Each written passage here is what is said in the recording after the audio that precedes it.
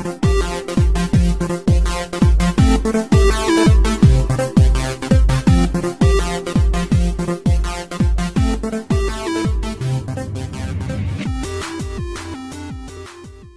and welcome to Desynced Nerds, a Nintendo Switch podcast. This is episode 25, airing on Sunday, the 18th of March. This episode is brought to you by the power of St. Patrick's Day. We're your hosts. I'm Colin on Twitter at DSNColin. He's Devon on Twitter at Kulana. He's also very confused. You can find the show at Desynced Nerds. As you know, we bring you all the latest news and hot topics from around the internet. This week we have Firmware 5.0 news and headaches. We have another Nindies Direct. And more. But first, Devin, what's your week in gaming look like? Since you've written so much, I don't even know if you know. Yeah, my section is literally empty. No, I did things. I played the Vostok Inc. demo, which was a lot of fun. It's really cool. I want to buy that game, but as I finish the demo, it looks like my demo save just vanishes. So I don't really... That's one of my pet peeves, is making me redo demo progress is just not acceptable. So I don't know about all that. I also am so close to the end of Golf Story. I need to just power it out. Me and my little brother translated to starting to play multiplayer at night. What we used to do, we sit on the couch and just BS, and I'll play single player, and he'll watch and laugh at me. But we've started playing versus, so it's story progress is slowed. And I also played Crawl with the nerds again, which is always a good time. That game's a lot of fun if you have a lot of people to play with. And then I had something that I was looking forward to, and now I can't think of what it was. I don't know. It'll come to me. What about you? You did something important today. Mine. Yeah. So I finally beat Bayonetta 1. It's actually a short game, so I say finally. I've got like 9 hours in, and I finally beat it. So I have 9 hours in, and then the outro is an hour long, so I have 10 hours in. There were a bunch of games on sale, so I got Enter the Gungeon, Human Fall Flat, and just randomly, for no reason, Shovel Knight. And I'm really enjoying Enter the Gungeon. Played a few hours of Human Fall Flat with the fiance. That game is fantastic. And Shovel Knight is, I don't know. I've kind of wanted it for a while. It looked really good. It's rated highly by everybody, which is something we'll talk about later, ratings. And I don't know why I bought it, looking back at it. Yeah, I'm sitting here going, why would you buy a 2D, like, Nintendo hard 2D platformer? There's nothing in that sentence that you like. Yeah, so... Bayonetta, though. Bayonetta 1, though. So I get to play Bayonetta 2 now. You want to give some bigger thoughts on Bayonetta? What did you think? How did it play? What was the story? Give me some thoughts. I'm not even sure what happened. For 10 hours, I was very confused and mashing buttons, and then the game ended in front of me, and I was like, okay, cool. I can move on with my life now. Do you have any interest in going back and playing the hard modes of the levels, or is that... Absolutely not. That's never been... I put the game on easy mode. So there's normal, there's easy, and then there's very easy. And I was like, okay, I don't want to play very easy because I'm not, expletive here. So I put it on easy. And I mean, yeah, that's good enough for me. It was good enough for me.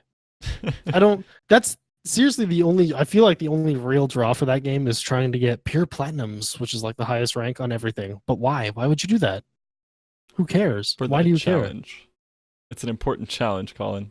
But yeah, no, it's dumb. That's the exact same impression I got, which is kind of confusing me about why you're getting into it and whatnot. Because, well, I mean, the combat's fun. The story exists. Quick time events are dumb. Okay, you're right. The combat is fun. I get to mash my face on the controller and walk away with platinums every time. That's pretty cool. That makes you feel real good about everything. Yeah. Did you figure out what game you were waiting on? No, I have no idea. Trying to figure out? Yeah, no. All right. It's not important. Well, then that's it. That's all I got. Okay. Hey, on to the news. First thing on the docket. Spooky game, rather. Developers Red Barrels states that they ported Outlast for the Switch in 2 weeks. What? Yeah, and this is not a game maker game. This is not Unity. This is done from scratch. And so the natural kind of conclusion there is that it runs like garbage. It's gonna be buggy. It's gonna be just a terrible mess. And I mean, it's got like an 85 on Metacritic, I think. So it's doing pretty hot. So I'm both surprised and impressed. I mean, we keep hearing that the Switch is easy to develop for, and I think this is kind of the pin in that discussion right there. Yeah, but we've also heard that ports is a completely different skill set, and that games like or companies like Panic Button are getting messes handed to them, and they're being asked to fix it. So that's a completely different beast. But maybe that's the distinction there, is that a mess of a game ported is hard to port, but a well done game is easier to port. No, because Maybe, which would explain why Doom was able to be so easily ported. yeah, I guess. Yeah. Well, because aren't those like historically really well done? Yeah. Those Doom games, Yeah, like that company id. They put work into their games, yeah. Yeah. Carmack is our god. Anyway, yeah, so who knows? All right, moving on. Some 5.0 firmware roundup. So as a precursor, it got leaked into the parental controls app, which was funny watching the internet lose its mind over new Switch platform or new Switch firmware. But yeah, just some of the quick features here. We got Pro controllers now show up as they are. So when you've got a Splatoon Pro controller attached, it'll show the green and the pink handles on the controller select screen. In the same vein of Pro controllers, though, some third-party Pro controllers got borked with this new update, aka I don't actually have the list in front of me. There's a very nice Reddit thread that kind of breaks down, this company's work, or this company's don't work, but they need that companies don't work. This companies do work, but you need to manually download and patch one of your controllers. So there's a link for that in the show notes, so go check that out if you're having any issues. I will say real quick that all the third-party controllers that didn't work either said fix next to them or I had never heard of them. So like your Power A will work, your Hori will work, etc. Your 8-bit do, Yeah, you pronounce that? Yeah, I got one of those coming tomorrow. I'm excited. Type. Oh, what else? Oh, and then on the same vein of the third-party stuff, some third-party docks are supposedly bricking consoles. And just a reminder, #save the saves. So with that being said, though, every article that I can find referencing this is the same exact guy. Everybody uses the same guy as the source, who also says he's heard of it happening to other people, which is only not worth too much. And the other thing about this guy is that he's repeatedly opened up his Switch. So is this Spawnwave that we're talking about? Yeah. The YouTube channel? Yeah, okay. Yeah, so I'm not saying that it doesn't happen. We've been hearing about it happening off and on for a while now, but again, I'm grain assaulting this. I also don't have a third-party dock because I'm me, but I don't know. Then for a couple of just small things, they added support for more headphones, which in other more important news, corded headphones didn't work with the Switch, some of them. Some of them, yeah. I never ran into that problem myself, but evidently, yeah. That's just so foreign to me. Like, it's just a dumb cable. Why does it... I don't understand why there's compatibility questions. Anyway, moving on. The final important tidbit, there are new icons, and you can add friends via Facebook and Twitter, which I guess if you have gaming friends on Facebook and Twitter, what? I will say also, I had to relink my Twitter and relink my Facebook. I've posted stuff to my Twitter multiple times, and I had to relink those accounts, so... Nintendo just wants to make sure it's you. So definitely relink if you haven't since the update. Oh, show. All right, done with that. Let's move on. Splatoon devs release more info about the upcoming update. So there were 2 different interviews that they talked about, and they contradict themselves in the 2 of them. I'm a little confused by this, but we'll get there. Flawless. Yeah. So the first thing they said, Octolings are literally identical except in aesthetics. They share the same gear, they have the same abilities, they just look different, which makes me feel a lot better because putting 80 levels into a DLC to get a significantly better character or even minor league better character would be unacceptable. On that same note, there are exactly 80 levels. The original trailer said 80 plus, and it meant 80 flat. Same thing. Yeah, exactly. It's close enough. Maybe there's 80 in an epilogue, Devin. But it probably won't be an hour-long epilogue like, I almost called it DMC. It's basically DMC. Yeah, exactly. So anyway, they also said, and I quote, "You will get support from Pearl and Marina," which is kind of a... Exactly. Colin's making his what face. They go on to say that they will allow you to skip stages to get straight to the story, but there's nothing about how often that is involved or that is allowed. And I'm super confused by this. I like the mechanic because I hate, there's this one section that I can't beat and I just give up. So having the ability to occasionally do that would definitely be nice. I just don't know how I feel about that being a mainline feature. I don't know. My elitist gamer is kicking in here and I'm trying to quiet him. It's Splatoon. It's kids splatting other kids. No, it's a serious game for serious adults. You could tell by all the gore and the guns. I didn't realize it was PUBG for Switch. Exactly.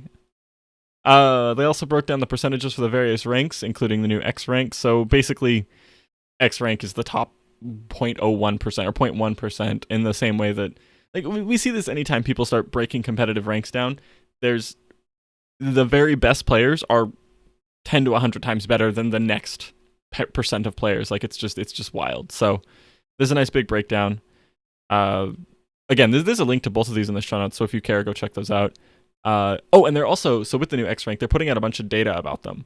They're showing what weapons X rank players use the most, which is really cool to me. I think that's awesome. And then they also will show you the top rank X players for each mode, which I care about less, but still kind of cool. Now, we're going to start transitioning into the second interview after this one little tidbit. From 3.0 onwards, several new weapons will be added at the same time. So now, new interview. This is again a direct quote. This time the team has been adding weapons one by one because they want the same amount of attention for each weapon. So they've specifically been doing this intentionally, but they're going to change that. And then they go on to say, with Splatoon 1 we learned that when we added two weapons at once, one of them would end up getting overshadowed by the other. So I feel like it's a really good reason to be adding weapons one at a time. And then to go on and say, oh, we're going to do it all at once is just kind of odd to me. They know better, but they're going to do it anyway. Yeah. I think the idea is they don't want to massively shift the ranked meta halfway through the season, which I can understand, but also I really like the idea that they're doing one a week. Granted, I'm not a guy who's in there every week watching the new updates, so maybe this is less relevant to me. But moving through that second interview, they discussed their philosophy on releasing content, aka every week. They also talk about their long-term goal that they're going to be supporting with new weapons and new content for a year, and then we're going to continue to get Splatfests for 2 years total after release. So there's still a lot of legs left in this game, because it released like mid to late Q3, I think. So, and then there is they also talked about matchmaking. Yeah, so 8 players with similar ranks are all gathered, and then they rebalance based on weapons, trying to keep not 4 rollers versus 4 dualies. So that's a little confusing because I know I've had games with 3 rollers versus 3 non-rollers before. 3 rollers and a random versus 3 non-rollers. So who knows? And then there's a lot of background world information that you can go check out. Again, it's linked in the show notes. I'm not the storyline guy. I don't care about that, so I'm not going to go into it. But it's all there if you care. And yeah. All right. Moving on. Former eShop head talks about Nintendo's indie policy and how frustrating it is. Yeah, so on release, there was some issues with stuff, like just ports early on. Because apparently there are 2 main policies in the indies. They first say that developers are only allowed to be approved if they have interest in bringing new games to the Switch, which I don't hate. I don't like pure ports. I'm kind of at the point where I'm trying to stray away from pure ports just because I think that it's not the most interesting content. It's better to see stuff that's at least a new game, if not a Switch exclusive. But then the second tidbit is that once you're an approved developer, you can bring anything you want, including your full back catalog, as we've seen with, stuff. Shovel Knight's a great example of that. They put out the most recent Shovel Knight and then brought back all of the old ones. And I don't personally think there's anything wrong with that. But at the same time, it's kind of silly to have this conflicting. Your first game on the platform has to be a new game, and if you don't do that, then they don't want you on there. So he went on to talk about like Axiom Verge is a specific example of they were trying to get Axiom Verge dev kits, but they couldn't because Axiom Verge, they've only got the one game out and they don't have current plans for a new game. They're focusing on supporting Axiom Verge. So it was a big fight to get them onto the console. So that's interesting. I don't know. I personally love hearing about the behind the scenes Nintendo policies and whatnot. And I'm sure that comes through in the kind of news that I pull, but I love stuff like this. I don't know. What Did do you you ever think? figure out what happened to your Axiom Verge? I have no idea. It's just randomly canceled, and You ordered a physical, right? And yeah, it's like a limited run physical. So maybe they just ran out of limited run physicals. I don't know if it's limited run though. I mean, I know it's like the enhanced edition, so after finals week, I'm gonna go buy that at like my Best Buy has it, my GameStop has it. I'm just gonna go pick it up locally because at this Weird. point, yeah. But anyway, New bug allows you to get your Twitter feed and shows off a web browser for the Switch. so there's a web browser in the Switch. That's what we learned from this. For those of you that remember, Rainway, the stream games from your other consoles onto any other console, so you can play PC games on your Switch on your living room. They said that the only thing they need to get running is a web browser. So this is the thing. That's cool. Theoretically, this is not too far away. I do know that I've read that Nintendo is keeping this fairly locked down because they fear this as a hacking route. Oh, I'm a terrible person. One last thing on the 5.0 update. That was the primary focus there was anti-hacking stuff. Yeah. I meant to put that in the show notes and I didn't, and so of course I forgot it. But yeah, so they're staying away from the web browser because they don't want people to use it as a hacking means. So that's what I've heard. All right. If you're looking for a deal on another Switch, Nintendo is selling refurbs for $275 in North America. Yeah, so there's refurbs. I personally don't love refurbs. What about you? My PlayStation 4 is a refurb. My first 2 laptops were refurbs. I've never had a problem with them. And I kind of, I mean, when you buy a refurb, you know what you're getting going in, so you just take the chance. But I've like even if you have a problem on a refurb, there's like you have some action that you're allowed to take, so I don't mind it at all. I mean, I don't know if you put the Toys R Us stuff in here, wink wink, but I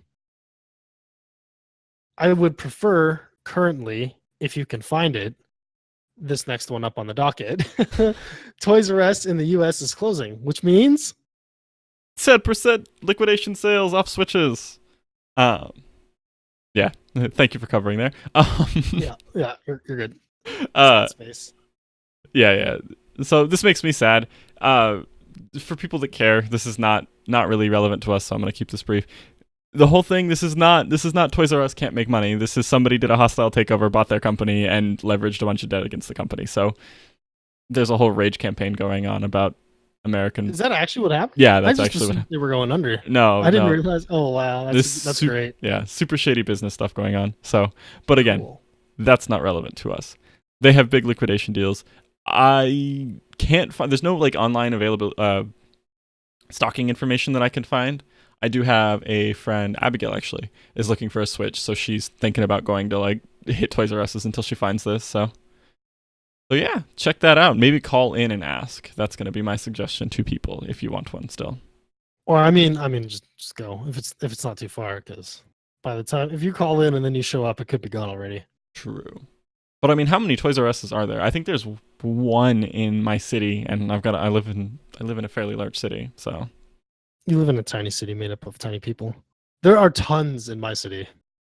Okay, yeah, but your city is like half the size of my state. Yeah. That's fair. DFW is massive. Anyway, moving along. Street Fighter Anniversary Edition on the Switch is going to have an exclusive tournament mode. Termination mode. Termination mode. It's just gonna kill you when you turn it on. Yeah, I mean, it's more enjoyable than playing Street Fighter. So. Ooh, roasted. Except you like those games. I do actually like those games a lot. I'm such a purist that those are the only fighting games I'll actually play. But yeah, so it's an automated Swiss format, more or less. And I don't understand why this is a Switch thing. So, for people that don't know, Street Fighter is primarily played on these giant pads that look like an arcade control scheme, where you've got the arcade Joy-Con or joystick and the 6 buttons laid out. And that's not really compatible with the Switch because it's USB. Not yet it isn't. Okay, but even if it works, you still have the issue in that there's only one USB port on a Switch. There are 3. What are you talking about? I am literally looking at my Switch and I see one. What are you talking about? Oh, on the Switch. Yeah. I'm talking. Put it in the dock. and then you get 3. Oh, okay. Yeah, my dock is like hidden away. I can't actually see it, so I don't see those ports. Okay, fine. But yeah, I still don't understand why this is a Switch exclusive. Last generation, the Xbox 360 was the game of choice. If you were gonna play Street Fighter in a tournament, it was on an Xbox. And that just makes the most sense. It's one of the more powerful ones. Like, I just don't understand this. I think it's great that it's happening, but again, why? I mean, it's a lot easier to move a Switch than it is to move an Xbox. Maybe that's why. Yeah, that's fair. It's still a slightly less powered console. Like, for something But like, how much power do you need to run Street Fighter?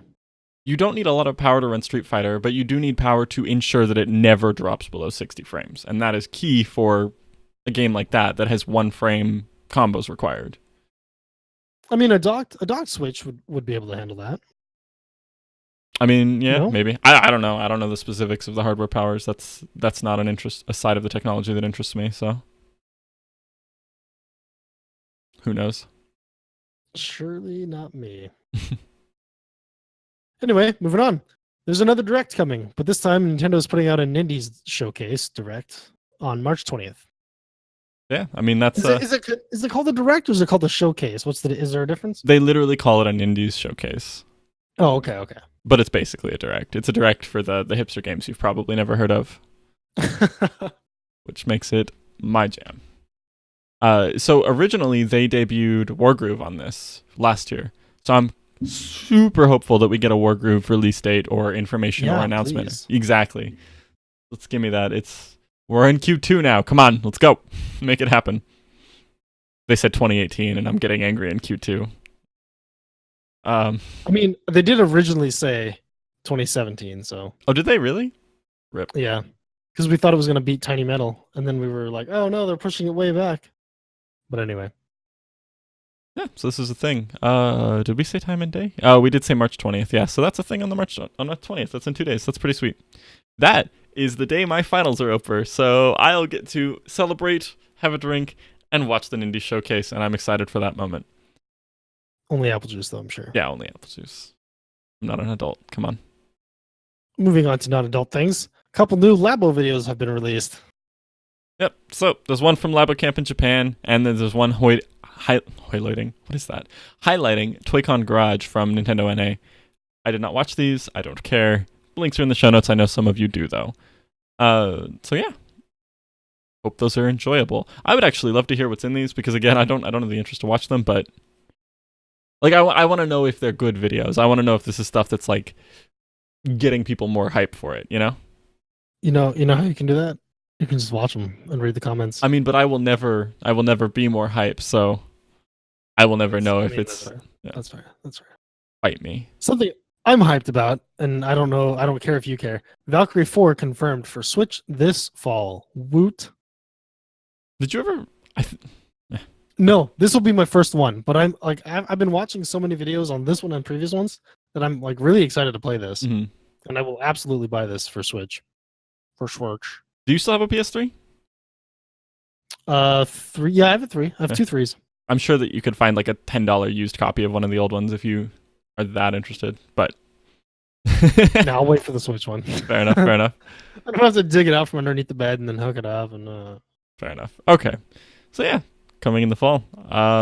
We do know that the PS4 version got a demo. I think the Xbox One did too. So, or will be getting a demo rather, and I'm hoping that comes to us.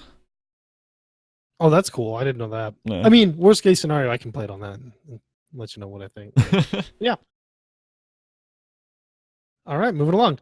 Blossom Tales, which I wouldn't be surprised if you've never heard of. Blossom Tales on the Switch is an indie success story. You say that, but is it actually a good game?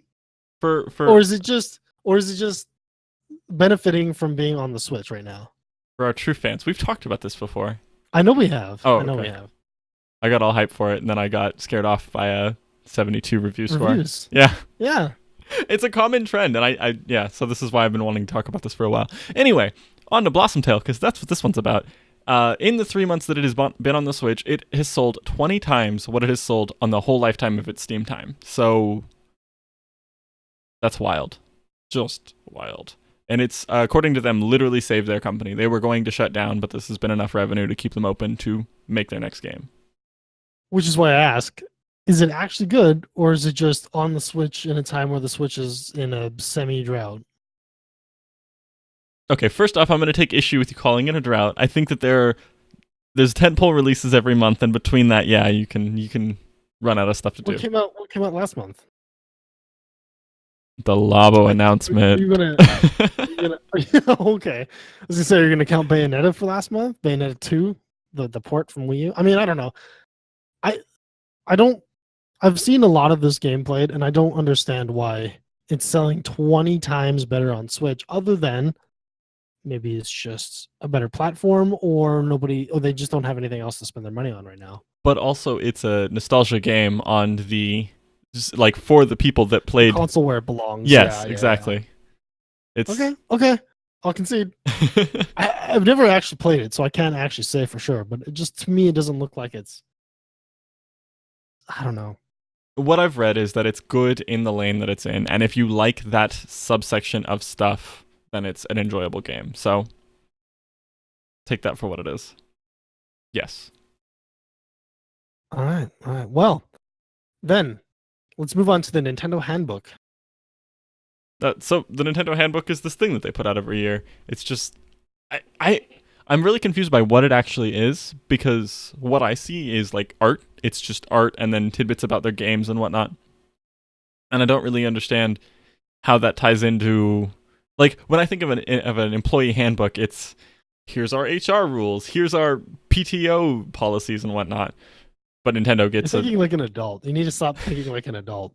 I need to think like a Nintendo. Yes. Fair enough.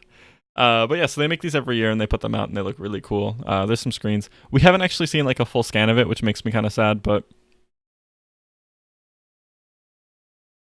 that's all I got. I'm trying to decide if I want to make this joke on the podcast. It has to do with Luigi and recent discoverings. No, we're moving on. Okay, then let's move on. That's you. Are we moving on to the next section? Super Mario cereal will soon be sold without the amiibo. So you didn't make that a header. It's exactly the same as. No, it wasn't. It was anyway. Did you actually buy this? Is it any good? Is it worth buying without the amiibo functionality? I mean, it's sugary cereal. I don't buy sugary cereal. Oh right, yeah. Oh my god, you're so insufferable. I mean, I only say it because you asked. That's fair. I mean, I did ask. You're right. I'm sorry. I take it back. I'm not out here going, people who buy this are terrible human beings and they're just eating candy, and there are those people, so.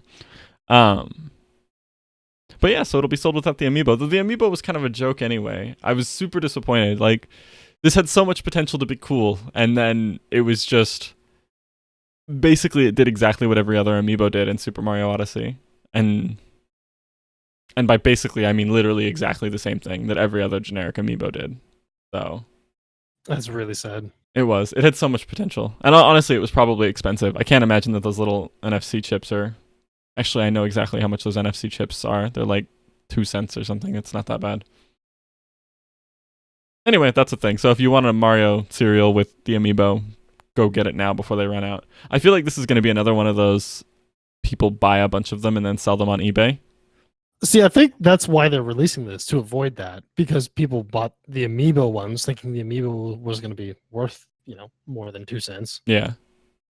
I think this is them giving everybody else a chance who wanted the actual cereal from Nintendo. Oh, okay. I'll be interested to see if this sells well. I mean, it's cereal. Like, that's not... I don't know. I will say that I do love Nintendo's, like, partnering that they've been doing with everybody. Like, we're seeing more and more merch stuff go on. I think that's cool. Even though I've bought literally none of it ever.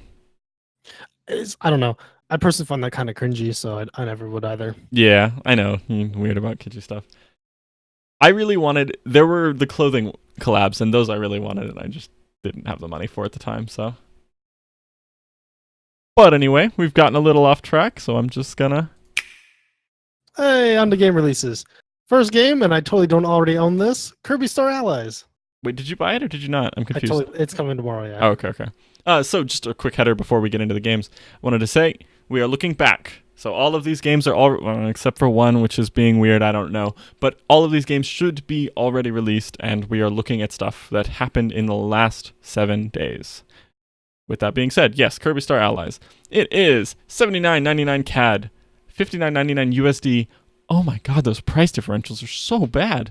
Canada's doing great right now. I've heard people complain about the price differential between Canadian and US games, and I just didn't realize it was quite that obscene. So, anyway, €59.99 and £49.99.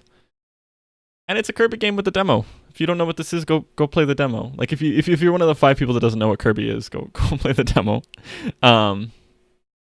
It's a 2D platformer where you play as a guy, air quotes. It is a genderless blob, to be fair, that can absorb the powers of your enemies. So you find a guy with a sword, you eat him, and then you've got a sword. You find a guy with a bomb, you eat him, and now you've got a bomb, so on and so forth. The kind of hook for this one is that it's got a really good multiplayer. You just, people drop in, they play one of the monsters that you've collected and help you. And that's pretty cool. I'm a big fan of that sort of thing. But again, as I've said before, we had 4 people that played New Super Mario Brothers Wii U start to finish on a couch over like 3 weeks or 4 weeks or something. So these kind of multiplayer platformers are my jam. And then the one pro or con, depending on who you are, is that the game is very easy.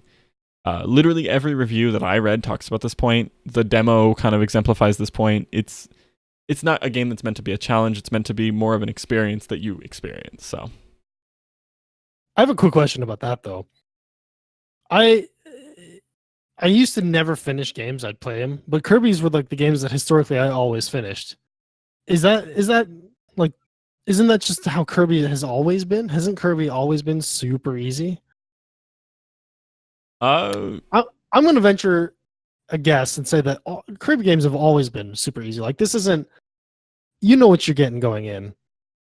It's easy. That's just how these are. I'm not throwing shade on that. I think that it's good that there are, Shovel Knight, which is Nintendo hard, and then there's Kirby, which is easy. Like I like that there's that spectrum. I just think that it's an important thing to say going into it. No, I agree. I agree, but I've also been reading those reviews, and those reviews make it sound like it's like it detracts from the game overall. I will say one of the reviews I read said that like if you stand there, your buddies will solve puzzles before you have a chance to consider it. That's not okay. But everything else, yeah, I don't care that it's easy. Like I 100% plan on playing this with my fiance tomorrow night, and if the game plays itself, but we're having a good time, I don't care. Yeah, and yeah. Again, as long as you know that's what it is. I'm not attacking you. I'm attacking the reviews. Just to be clear, we're gonna talk about reviews later anyway. So we're just gonna keep hyping that segment.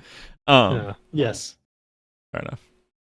But yeah, so again, it's got a demo. If you are at all interested in 2D platformers where you eat dudes, which I mean is kind of a fun conceit anyway, go try the demo and play it. If you're not looking for a challenge, it's definitely for you. So, moving on. Like a romper of a game. So, if you've ever wondered, like a movie, like a good romper movie. Anyway, moving on. So, if you ever wanted to play like what Mario and Luigi were when they were 90 in Mario Kart, we have the game for you. It's called Coffin Dodgers. Devin, what's Coffin Dodgers? So the other important addition to that is that the loser of every race gets captured by the Grim Reaper, which has its own implications about what that means, right? I didn't know that. That's great. It looks like a light, fluffy game, and it's super cool. And then you see the Grim Reaper come and take someone away, and you're just like, kill somebody. What is happening? Sick. That's Coffin Dodgers. It is $15.49 CAD, $12.90. Do you call it CAD? Is that a thing that I can say? Yeah. CAD, okay. Yeah.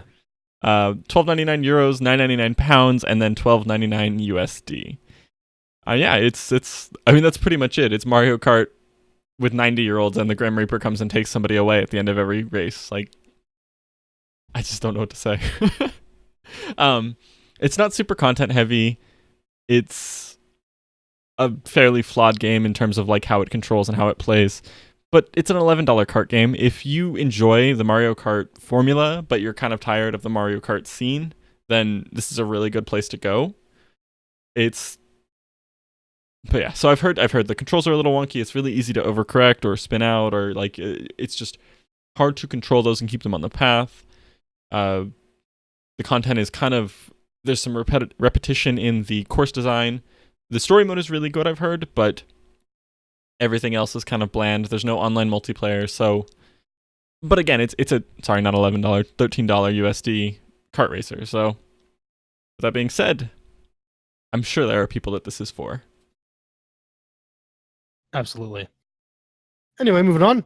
The Raven Remastered. What is the Raven Remastered? So it is a point-and-click mystery game. I saw one thing. The release trailer for it shows it releasing as March 13th. And that's literally the only place that says that. I can't find it. It's not on the Nintendo thing. I can't find it on Metacritic. I can't find it on IGN's game list. I actually don't know if this game really exists or not, and maybe it was all just a fever dream that I had. So. Probably. But it's a remaster of a 2013 game, hence the Raven Remastered. I'm gonna admit my shame and say that I didn't realize that it was a remaster until someone explicitly said that in one of the reviews I was reading. It's heavily influenced by Agatha Christie novels, if you know who that is. She wrote, I think she was one of the pioneers of kind of like the whodunit murder mystery novel. And the main character is basically a carbon copy of one of her main characters. If you've never played an old school point and click game, this isn't just like Walking Dead. This isn't you walk around and you just hit buttons and it's a very story driven experience where you make decisions. This is a puzzle game. You're going to need to go, talk to the guy and say, oh, he knows that there's a key to that in the front of the train, and then you go into the front of the train and there's a lockbox and you have to find the key to the lockbox to give you the key to the cabin room, and it's kind of got that convoluted steps of talking to people, finding information, and then finding items, and then talking to people again to combine all of that into a solution. So again, kind of convoluted. Which, again, if you've ever played a point and click adventure game from the mid to early 90s, Freddy Farkas, I can't think of any other ones. Monkey Island, that's the big series.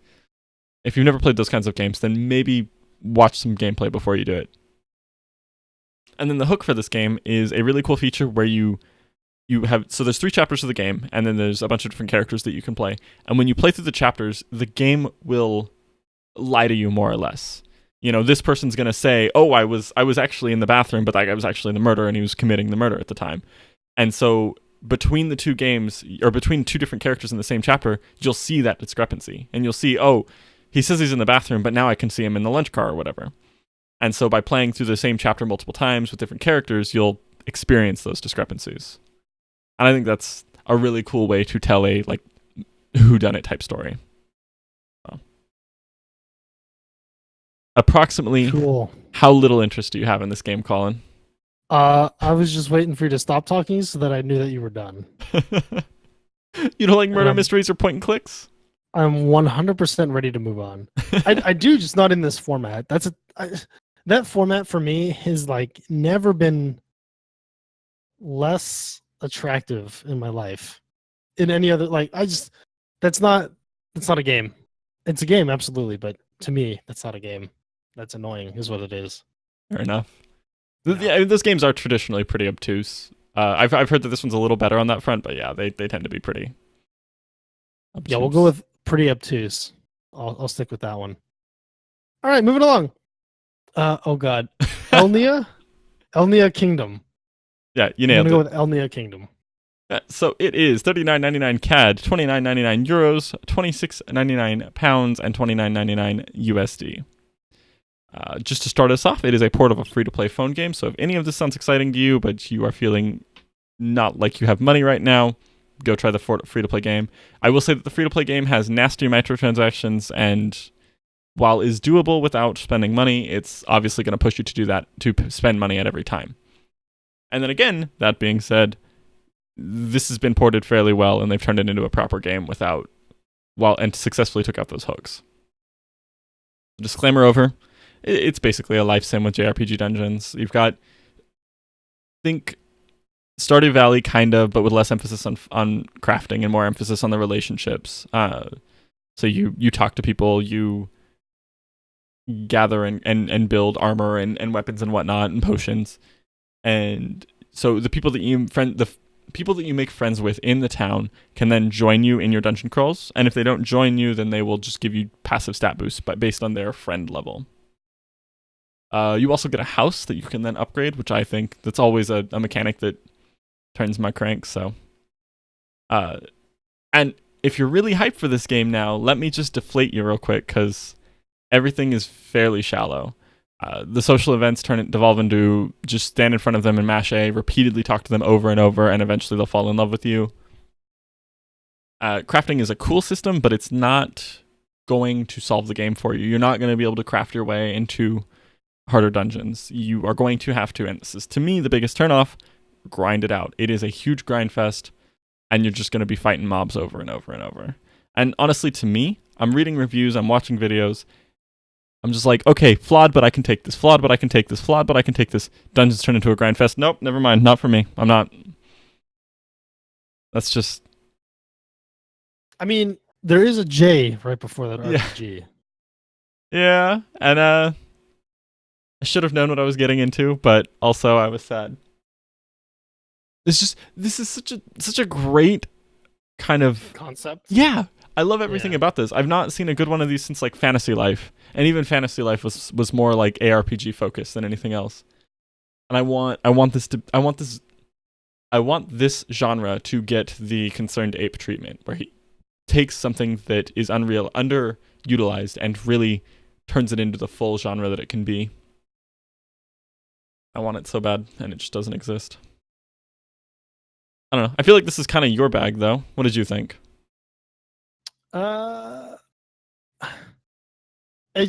For some reason, I have no interest whatsoever. I mean, I don't know exactly what it is that's pushing me that way. Maybe it's because I already have too much on the docket, especially because I just bought 4 games this last week. So there may have also been the art style issue. This one looks like a fun game.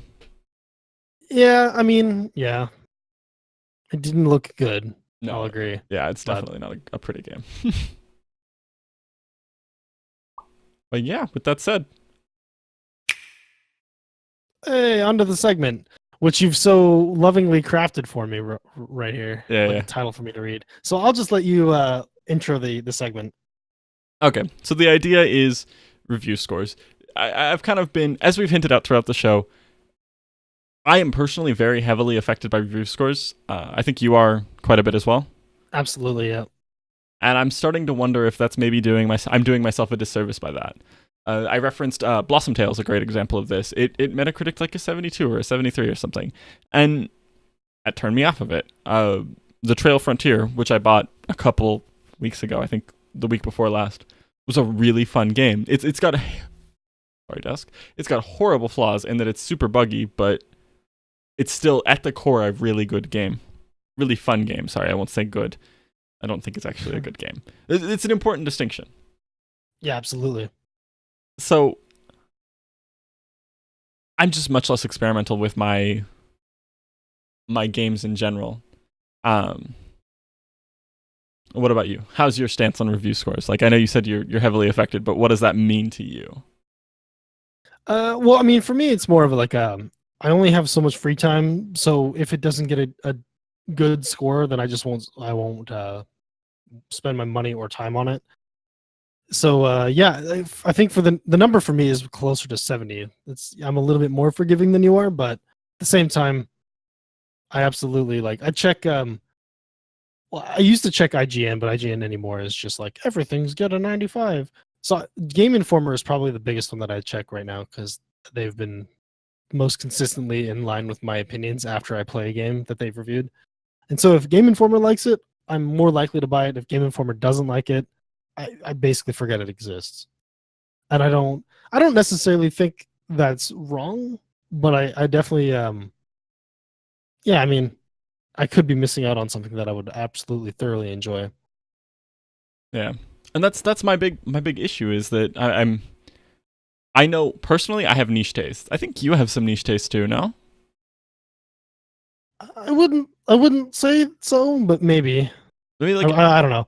I like AAA titles like I think like my favorite series are like the Kingdom Hearts and the Final Fantasies, like the big Square titles. Fire Emblem for a while was absolutely up there, and Fire Emblem is definitely niche. Yeah. So Fire Emblem could still be there for you if they bring it back. if they rein it in, if they stop doing what they did in Fates, like I'm okay with what they did in Awakening. Awakening I really enjoyed despite it not being like 7 and 8. 8 was my favorite Fire Emblem, and 8 was like still very much under the radar. Nobody even knows what 8's title is except the Fire Emblem fans. So it's Sacred Stones.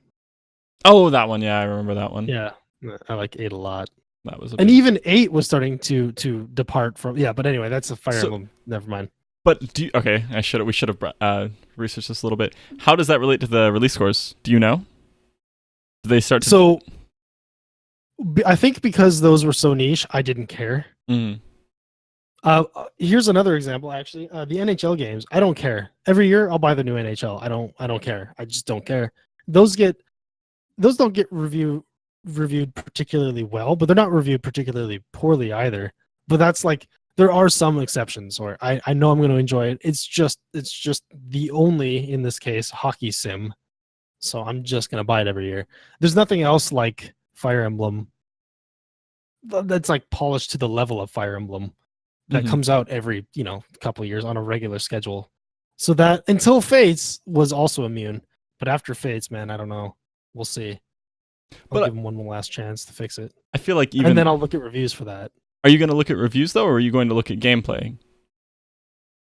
I feel like Fates was well received. I'd probably start looking at reviews, honestly, because Fates was so bad. I don't know, and I think Fates actually got reviewed decently. I'm just gonna shamelessly look up Metacritic right now. So, but that's kind of the thing, is that it had enough of those mainstream hooks that the wider community is going to appreciate, that the fan service and the over the topness of it is going to be slid under. And so, oh yeah, I see what you're saying. So like, it got an 88 on Metacritic, but it's, for my personal score for it, is like garbage. So, and that its Metacritic score will not reflect my opinion of it, is what you're trying to say. And that typifies my whole argument here, is that a lot of our personal tastes are so off of what a Metacritic review source says Metacritic score is. I will argue for the journals that I follow for reviews, they are typically very, very on point. Like Game Informer is very, very on point. If Game Informer gives it an 80, I'll probably like it. Like high chance I'll like it. I don't remember what Game Informer gave Fates, and I'll be very, very sad if they gave it something really good, because I've just found the one journal that I completely agree with, and that's typically how I do it. Okay. But I'm gonna be gun shy from now on with that, and that's to your point. And that to me is something. It's something that I hear a lot that people say when they talk about reviews, is that you should probably find someone whose tastes align with yours. Find someone who you consistently agree with and listen to what they say. And that's what you're doing, and that's probably what I should be doing. But instead, I'm just gonna look at Metacritic and hate games that don't Metacritic above 70. And to be clear, that's not a number that in my head I've set. It's just when I start seeing kind of neutral to middling reviews, I just get less interested. And well, for me, it's more about a budgeting of time and money, because like I want to play the next Fire Emblem, whether it's 100 or a 5. I want to play for myself, but I don't have that much free time or money. Yeah, if you're gonna buy a 5 out of 100 and a 10 out of 100, you'd rather pick the 10. Absolutely, every single time. Yeah. I don't know. I mean, as a person who's working a 30-hour-a-week job and going to school part-time, I have all the time in the world, so I don't know why you don't just play everything. Yeah, same. So, do you have any other thoughts on reviews and review scores? And I don't think they're bad. I think they're good. You just have to be careful with how you use it. Or my personal favorite is actually, like, if you tell me a game is good, and like you send me, what I will like and what I won't like. That's the best way. Go word of mouth. Except for Staxel, you're wrong. I said that Staxel has potential. I didn't say it was a good game. No, I'm just teasing. I actually enjoyed Staxel, but I didn't enjoy it enough that I wanted to sink multiple hours into it. So fair enough.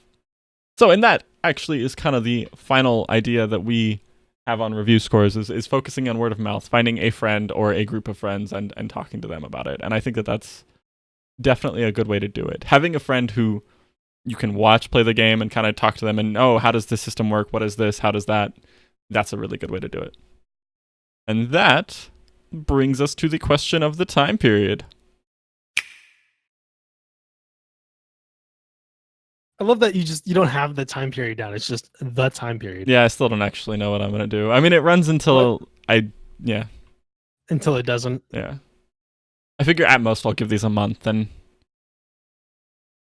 anyway, on to the question. The question of the time period is, on the topic of the segment, how much do you let reviews affect your decisions when purchasing video games? Yeah, so that's the question. The options are 100% it decides it for me. I won't play anything that my particular reviewer or reviewers in general don't like. Option 2, I have a minimum review score, and anything under that just gets discarded. Option 3, I let it guide to my decision but not decide it. Option 4, I completely ignore reviews. And then option 5 is I completely ignore reviews and instead listen to word of mouth. And yeah, so you can find that at bit.ly/DSNpoll25. All of that is lowercase. We would love to hear from you. If we did not include a option that you are interested in, you can let us know, as I will let you know in just a moment. Did you vote, Colin? I've already voted, yeah. Ah, very well. So, on to the contacts. If you want to email us about that or anything else, you can email us at desyncednerds@gmail.com. If you prefer Twitter, you can tweet at the show at Desynced Nerds or at either of us individually. I know you've got some hate mail for him for something that he was crapping on. I don't remember what it was. I'm at pretty much everything. Yeah, that's fair. I'm at Kulana, Kulanah, and he's at DSN Colin, DSNCOLIN. If you want to support the show, we are on Patreon at patreon.com/desyncednerds. And again, thank you to Door to Door Geek for being our first patron. If you want to support the show but can't do so monetarily, you can rate and review us on iTunes and Stitcher. That helps a lot. It also helps us actually show up in the search results, which we're having a problem with right now. So if anybody knows anything about iTunes SEO, I would love to hear from you, because we don't show up in iTunes right now, and that makes me sad. We can also catch us next Sunday at twitch.tv/desyncednerds. Our VODs will be up on YouTube. The channel is Desynced Nerds. On Discord, we have a Discord that you can join, and it is bit.ly/DSN Discord. Again, all lowercase. And thanks for listening, everybody. Peace.